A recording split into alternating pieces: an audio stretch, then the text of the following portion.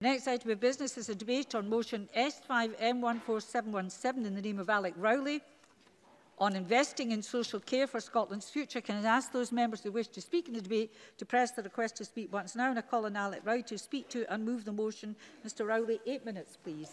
Thank you, Presiding Officer. Labour has brought forward this motion for debate today in order to highlight what we see as some of the challenges being faced by providers of health and social care.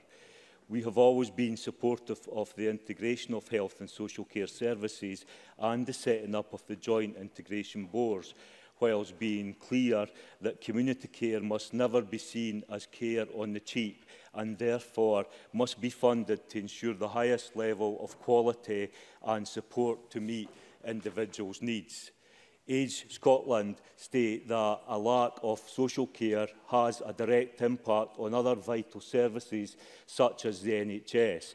In September 2018, figures show that 4 in 10 people who were ready to leave hospital waited more than a month to do so.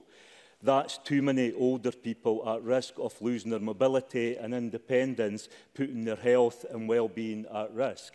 Age Scotland go on to say that the Scottish Government must urgently take action to reduce this and ensure that health and social care is adequately funded for every older person who needs it. The Labour leader of COSLA, Councillor David Ross of Fife Council, has called on the Government to recognise the key role that social care plays in the health system and bring forward additional funding to support this. He states, and I quote, "If spending on the NHS continues to be protected, then so should social care spending." And he continues, expecting the NHS to transfer adequate funding into social care from acute lacks transparency and is unrealistic. He goes on, there is a concern that in the past additional funding for social care has been channelled through the NHS and some of this has been creamed off before reaching social care services. Therefore, I would suggest that there needs to be clearer transparency around funding for health and social care. Cabinet Secretary. I'm grateful to Mr Rowley for taking the intervention. I'm sure he'll recognise that I have heard very similar comments from the Health Service about local government.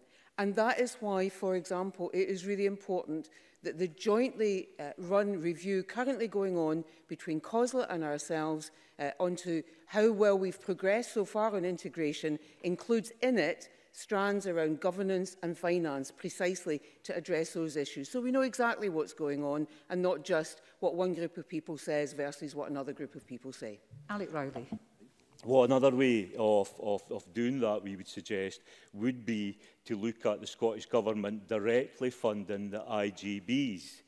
But another main point in our motion is that there needs to be discussion between the key partners around a financial model that will provide long-term stability for both health and social care in Scotland. I think the Cabinet Secretary makes a point herself where she says they're blaming each other. Why not direct the funding directly from the Scottish Government into the IGBs, and then we will have clear transparency? The reality is that moving resources from health to social care is proven challenging and progress is not fast enough. Realistically, shifting the balance of care will require investment in social care services if real improvements are to be made. SCVO also raised an important issue around the commissioning of social care services and point out that the sustainability issues are coming up to the fore due to factors such as the low early rates and the lack of resources. We have to realise that driving down the cost of social care is in the main achieved by driving down the pay and conditions of care workers. My experience and my personal experience of home care was when my dad was ill before he died. He had a full care package which was 4 times a day visits, and as we got to speak with the carers, we discovered that 2 of the visits were from carers employed by the council and 2 visits were from carers employed by an agency. All the carers were brilliant, and we could never repay the amazing care and support that they provided to my dad. But the only difference, therefore, at the end of the day, was that some were paid a lot less than others, had poorer terms and conditions than others, and did not have the same job security as others. Surely that cannot be right. Surely we should be promoting a more sustainable model of care, one that aims to get the maximum social value from public funds. This should include more in-house provisions so that the public funding for care is not being used to drive the profits of large-scale commercial providers. Where contracting is currently still necessary, more effort should be made to break contracts up into smaller units. This gives locally based providers a meaningful chance of bidding for that work, rather than large commercial chains that are increasingly financially unstable. In a survey of care workers by Unison, sorry, I've not got time to do this. In a survey of care workers by Unison, almost half of carers said they were limited to specific times with clients. 1 in 2 workers are not reimbursed for travelling between client visits, while 3 in 4 said they expected the situation to get much worse in the coming year. They also revealed that 1 in 10 were on 0 hours contracts. I don't know how many members read the briefing that came in from Enable Scotland, but I thought they made a very important point about the treatment of social care workers when they said, and I quote, "The Joseph Rowntree Foundation reported in 2016 that 15% of social care workers are in work poverty. This means that we have Scotland's most vulnerable people being cared by Scotland's most vulnerable workforce."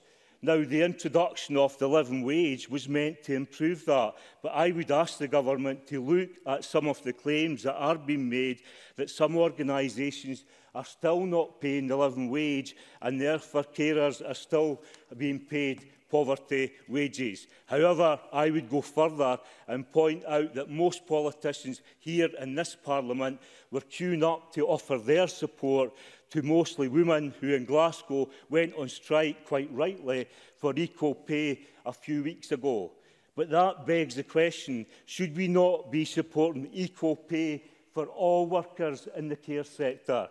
Poor pay, poor terms and conditions leads to higher turnover, increased recruitment and training challenges, and is a false economy. We know that caring for people in their own home, or if indeed they need it in a care home, is far less costly than a hospital. So why would we not spend the money that is needed to build a high-quality social care sector which pays well, employs local people and puts care at the forefront of its activities?